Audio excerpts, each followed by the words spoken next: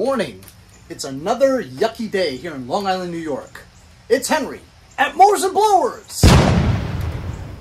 Finally decided that I was going to try to fix this because I really have no excuse not to. When I first did get it from my friend Mickey over in Lake Ronkonkoma, I thought about just listing it for like 50 bucks or 100 bucks as is, not running, and some other person would try to fix it because it is a pain in the ass. With this type of engine from Briggs & Stratton, it's a lot of linkages in the back, and it uses a older style carburetor that has almost like a pulsar jet type setup where it is mounted onto a metal gas tank. A lot of times these chipper shredders have been sitting outside for so long and exposed to the elements over the years, and therefore people do keep the gas inside the metal gas tank, and a lot of times the gas tank is completely rusted, and it's a lot of trouble to fix that, you know what I mean? So my friends over at HIPA sent me a new carburetor. So I really have no excuse not to at least try to fix it, right? As you know from past episodes, I've done about 6 or 8 of these chipper shredders, and I recently just did a Mighty Mac, which is a brand that I had never heard of prior to the time that I did it. I got that one running pretty well. I think I sold it for like $250, $275, something like that. So I've had some people bite on this for 100 bucks, but I said, you know what? Since HIPA sent me the carburetor, I might as well try to fix it. Let's troubleshoot it real quick right now. So the rain is not so bad right now, but I might have to move into my garage. Anyway, let's check the gas tank first. If it's filled with gas and rusted, I may not want to do it. So it has like a sponge on the inside. It helps absorb vapors. Like if you have gas in it, the gas absorbs into the sponge and creates vapors to help it start. So there is gas in it, and the gas tank doesn't, I mean, just from looking, it doesn't look too bad. Not totally rusted shut. Also the recoil starter, while it did work before, it's kind of pulled out and won't retract back in unless you mess with it.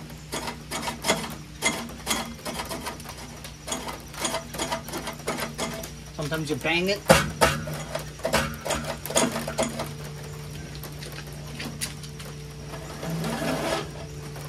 You can see the carousel does turn freely, but I think I might have to mess with this recoil starter, because if you can't get the recoil starter to work, you're going to have difficulty trying to test it. I think maybe a little oil, penetrating oil, will help it out. Let me get out of the rain. It's just uncomfortable being outside in the rain when I have a nice dry garage. I'm going to first oil up the recoil starter and see if we can get it to retract on a regular basis. Got some penetrating oil here, and we're just going to shoot some into the recoil starter along the fins here. See if it leaks into where the metal coil is.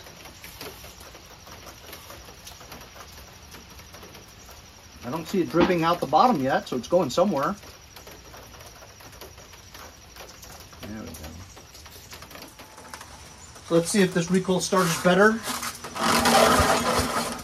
It is. Still needs a little bit of help sometimes. It does kind of go back in now.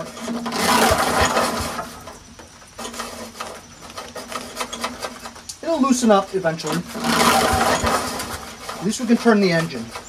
So you know what we're going to do? Let me take this cover off really quick, and we can try spraying some jism in there, see if it turns over. 2 5/16.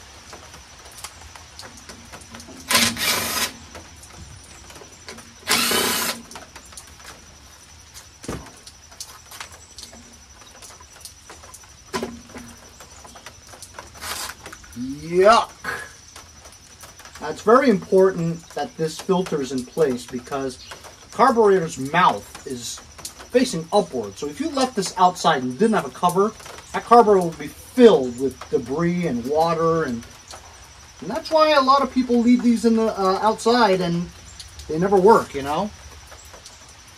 Very rarely do you find one that's listed that works right, which is why you get pretty decent money for it. And this thing is just seized onto here. You know what I mean? I want to be careful not to have crap go into it because, well, I'm going to change the carburetor anyway. I'm pretty sure I won't be able to. This carburetor is not going to be useful. But look at that. I mean, it's been forever, and I don't want any debris to go into the hole. The choke doesn't seem to be working. So the flap is not, its flap is seized open. It looks pretty clean now. I avoided getting any of this crap into the hole. As you can see, this flap, the choke flap is open and it's seized open. No matter what you do, it doesn't work. That's not good.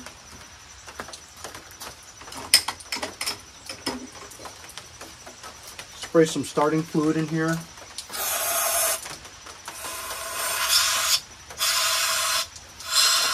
God knows how long it's been since this thing had any kind of lubrication and fluids inside the carburetor. We'll pull it outside and give it a couple pulls.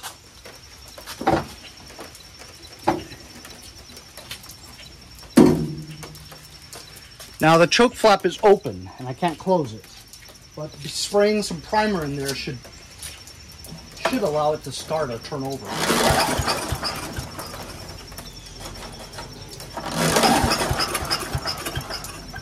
It's doing something. Wow, look at the crap that's coming out there. It's igniting a little. Let's get some more jism.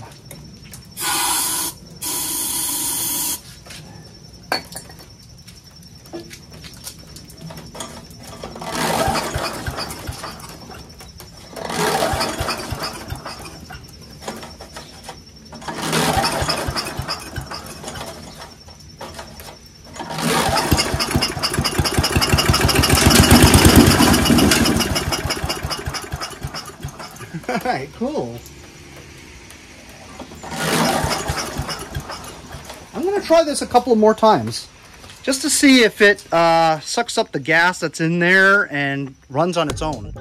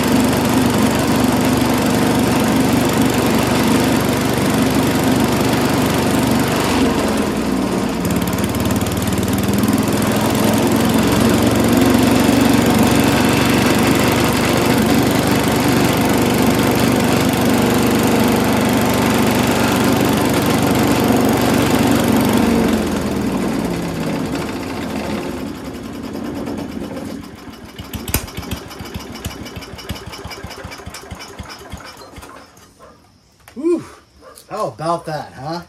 So it runs on its own now after you primed it a little bit with some gas, which is what I did. For a second, the flails actually got caught on something. There might be some kind of branch in there or something. So I had to use a crowbar and kind of loosen it up before I could turn it again because I wasn't able to pull anything. So then I finally got it loose and starts and runs on its own, which means the carburetor is pretty clean. So now I want to remove the cover here because I think something broke off the choke mechanism, which is why the choke doesn't work. So I'm going to remove this so I can see better what's going on in there. But looks like we don't really have to change the carburetor because it runs on its own just from pulling it after we primed it a little, you know. So carburetor is relatively clean, including the gas tank too. It was using the gas, the original gas from the gas tank, and it doesn't look to be too dirty.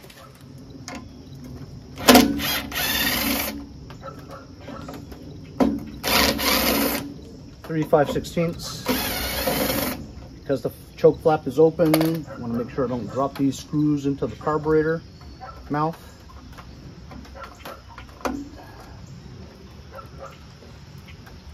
What did I do with the other screw? Oh well. Oh, 4 of them. This one's rusty.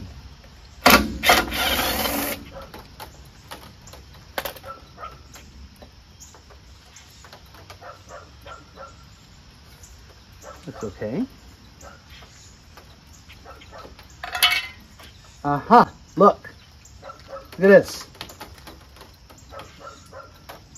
The choke linkage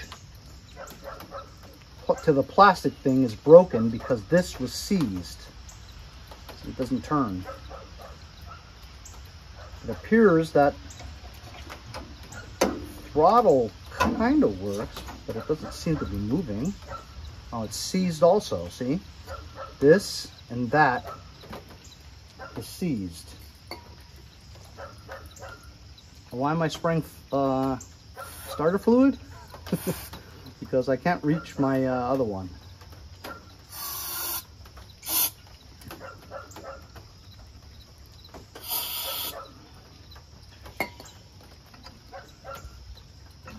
I'm going to try using some pliers and manhandle it just to break it loose, and some penetrating oil.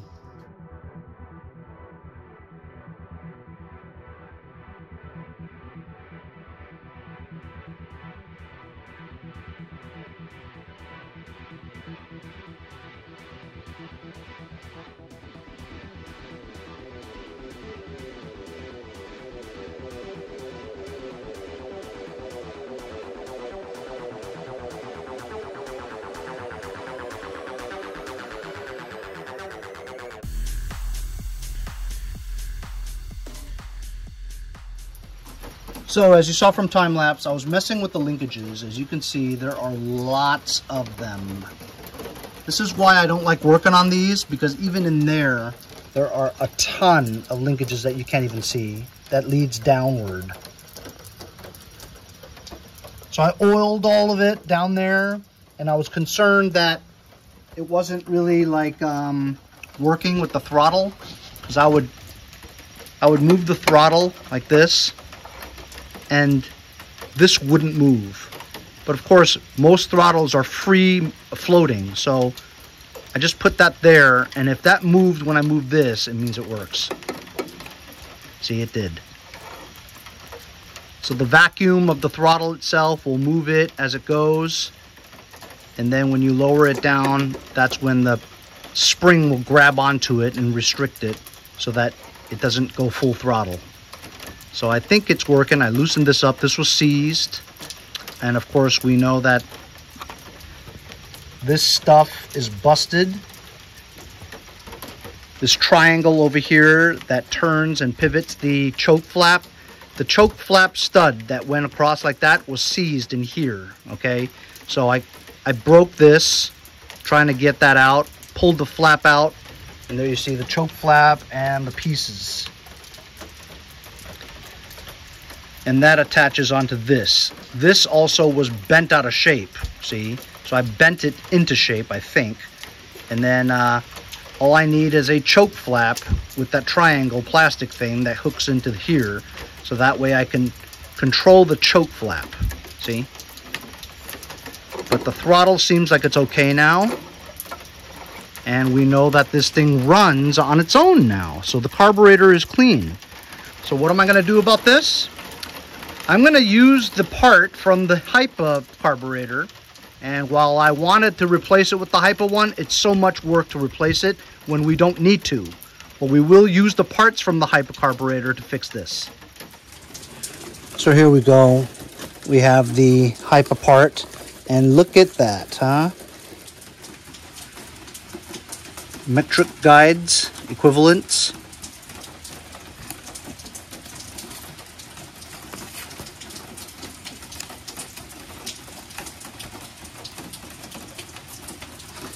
And we have a new air filter, which of course we need because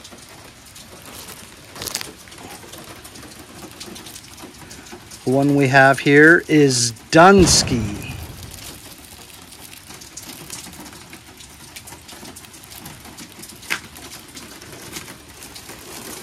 This is a pre-filter. This goes behind the, or on top of this new one. for added protection. We have a fuel filter for gravity-fed fuel tanks. Wow. We've got a spark plug.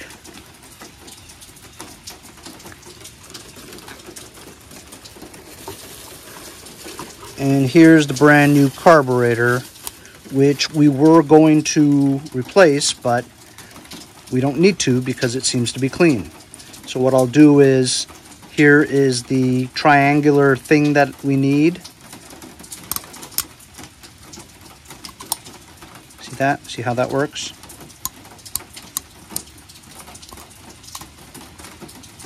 And in turn, it also turns the choke flap that ours were seized. So what I'm going to do is, I'm still going to use this carburetor, but we're just going to use the choke flap, the stud, and this triangular piece right there to connect. When I get another machine that requires a carburetor clean, we're going to use this carburetor, and we'll take the old one out and put it back on this one to use again.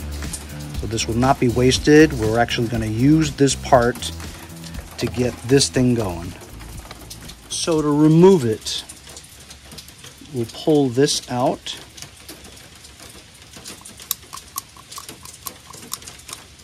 I have to be careful not to break this one, right? There you go. Flat side down. This thing just slips right out. Let's connect this first. You know, I'm not sure which hole it was that I took it out of. Let's compare the old one here. So like that.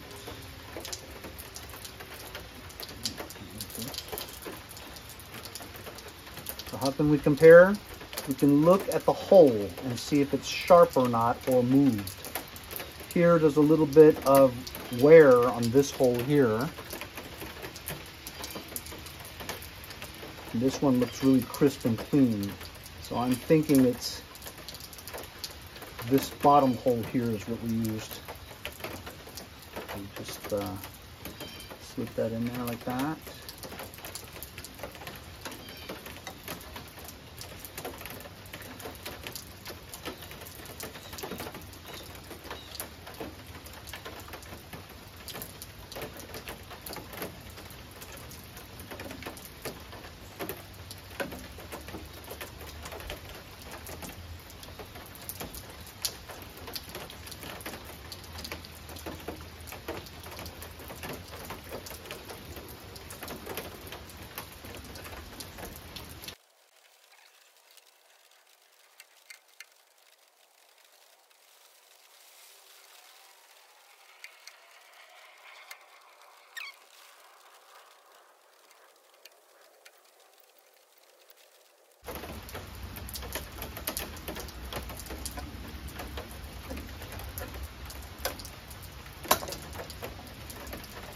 There we go.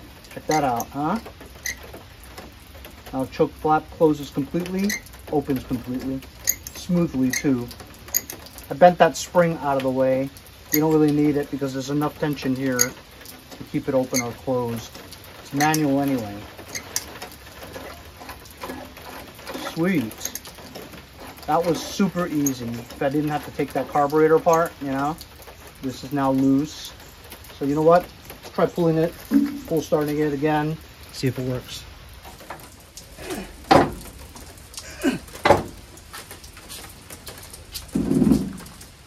Now we have a choke that works.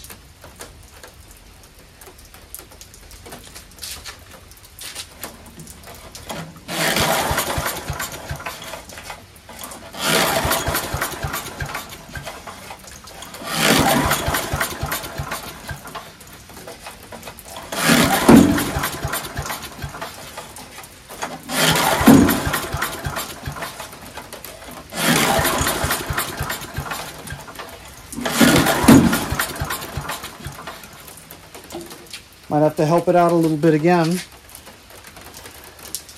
Open the choke, spray,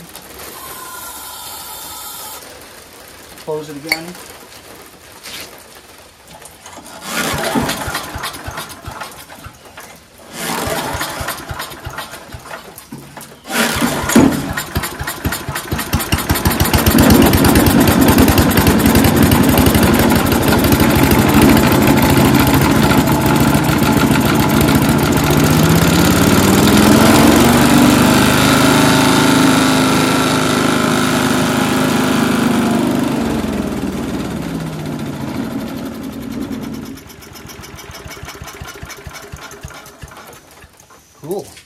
more gas in here. Okay, I just put some gas.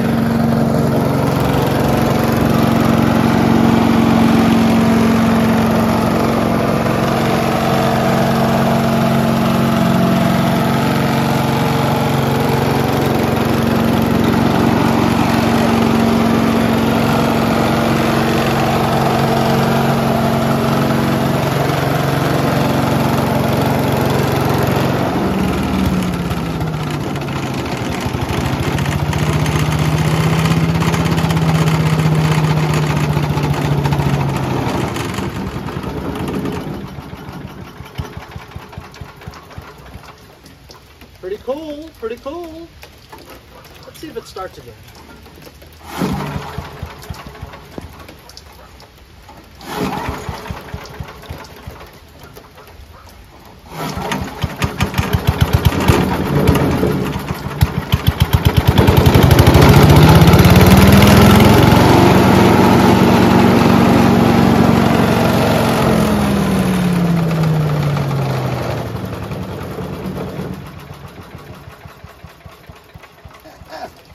Fantastic. Yeah, you know that was easy, okay? We didn't have to take the carburetor off and mess with the linkages and stuff, which I'm stoked about. That's great. Do you see how violently vibrating it is? So why does it vibrate so much? Because over the years, the flails have built up a lot of rust and mud that's caked on there. After you use it a while, some of that stuff will eventually break off. You know what I mean? And then it will be balanced again. Right now it's not very balanced because it's got so much soot and residue and rust and mud caked onto the round flails. So it's out of equilibrium, right? But you know, if you took that thing apart and grinded everything down so it's nice and smooth, the round flails will be balanced and it wouldn't vibrate so violently like that. You know, but you know, if you secure this down, you could use this as a super shredder, you know. And as you saw, after you run it a little bit, got some fresh gas in there. It starts on its own now with a pull without a prime, but you know that it'll always start with a little bit of prime. The way this is designed, when you put the air cleaner cover on, there's a little slit, a vent if you will, and you can just take starting fluid, stick the straw in there and spray so that the vapors will help it start as a primer, you know. But you know, if you run this a little bit longer, it'll start just fine. So now we're going to replace the air filter base back on. I'm going to grind down this rust a little bit just to get a little bit cleaner.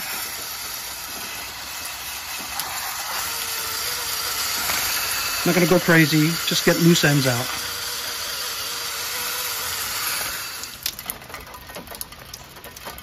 Oh, great.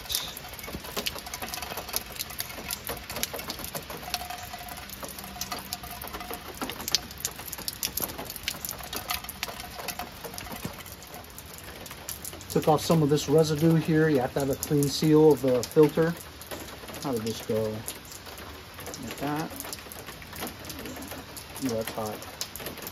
Right next to the muffler. Not the muffler, the muffler.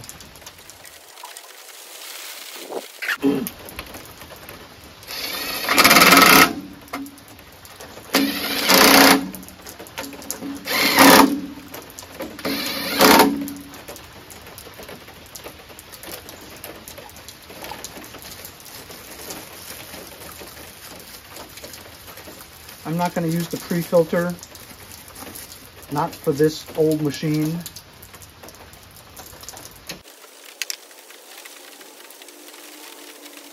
Just when this is on like that, you can just spray up there just to get vapors through the filter, and you can start this baby if it doesn't start right.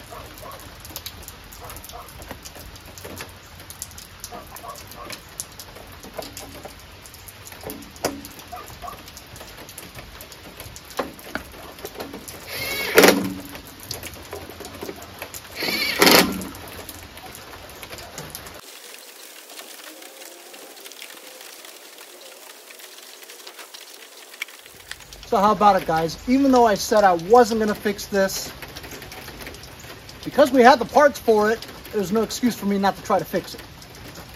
While we didn't use the entire HIPA part that they sent me, we did use it to get this going. So thank you to HIPA for always sending me what I needed for my projects. And we'll use that carburetor the next time when we run into the same one. And we'll just take that part that we used and put it on the new one, and it'll work also. So thank you to HIPA. Go check out HIPAparts.com. Leave a link in the description. And we'll now raise the price from $100 as is to $275 with the little disclaimer asterisk, vibrates a lot. Somebody will buy it. Thanks a lot for joining me, fellas. We'll see you guys next time on Mowers and Blowers.